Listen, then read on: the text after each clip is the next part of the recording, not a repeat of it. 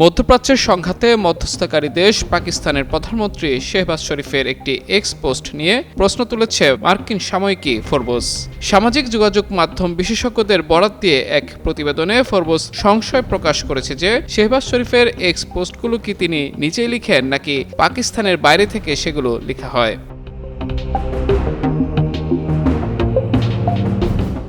ট্রাম্পের ইরানকে নিশ্চিহ্ন করে দেওয়ার হুমকির পর সামাজিক মাধ্যম এক্সে প্রেসিডেন্ট ট্রাম্পের উদ্দেশ্যে এক পোস্টে পাকিস্তানের প্রধানমন্ত্রী শেহবাজ শরীফ লিখেন, মধ্যপ্রাচ্যে চলমান যুদ্ধের শান্তিপূর্ণ সমাধানের জন্য কূটনৈতিক প্রচেষ্টা অত্যন্ত দৃঢ় ও শক্তিশালীভাবে অগ্রসর হচ্ছে, যা অদূর ভবিষ্যতে একটি অর্থবহ পরিণতির দিকে নিয়ে যাওয়ার সম্ভাবনা রাখে। কূটনৈতিক তৎপরতাকে তার নিজস্ব গতিতে চলতে দেওয়ার স্বার্থে আমি প্রেসিডেন্ট ট্রাম্পকে সময়সীমা আরও 2 সপ্তাহ বাড়ানোর জন্য বিনীত অনুরোধ করছি।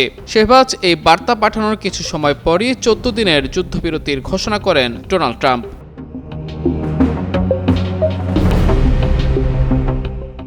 এদিকে ফোর্বস শেহবাগের ওই বার্তার একটি খসড়া অনুলিপি প্রকাশ করেছে। এরপরেই মূলত প্রশ্ন ওঠে সেই বার্তাকে ঘিরে।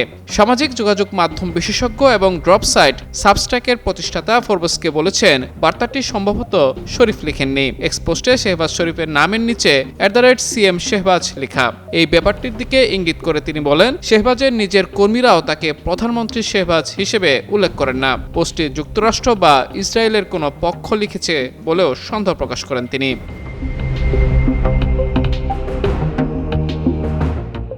এদিকে এই বিষয়ে পাকিস্তানের প্রধানমন্ত্রীর দপ্তরের কর্মকর্তাদের সঙ্গে যোগাযোগ করেছিল ফোর্বস, কিন্তু কোনো কর্মকর্তাই এই বিষয়ে মন্তব্য করতে রাজি হননি। তবে সংকটকালীন মুহূর্তে সফল মধ্যস্থতা ও সাহসী কূটনীতির জন্য পাকিস্তানের প্রধানমন্ত্রী শেহবাজ শরীফ এবং পাকিস্তান সরকারকে বিশেষ ধন্যবাদ ও গভীর কৃতজ্ঞতা জানিয়েছেন মালয়েশিয়ার প্রধানমন্ত্রী আনোয়ার ইব্রাহিম। একই সঙ্গে তিনি ফিলিস্তিনি জনগণের উপর চলমান নিষ্ঠুরতা ও উচ্ছেদ অভিযান বন্ধের উপর গুরুত্বারোপ করেন। বলেন, গাজাসহ ফিলিস্তিনের নিপীড়িত জনগণের অধিকার রক্ষা এবং সেখানে চলমান পরিস্থিতির স্থায়ী অবসান নিশ্চিত করা সংশ্লিষ্ট পক্ষগুলোর প্রধান দায়িত্ব।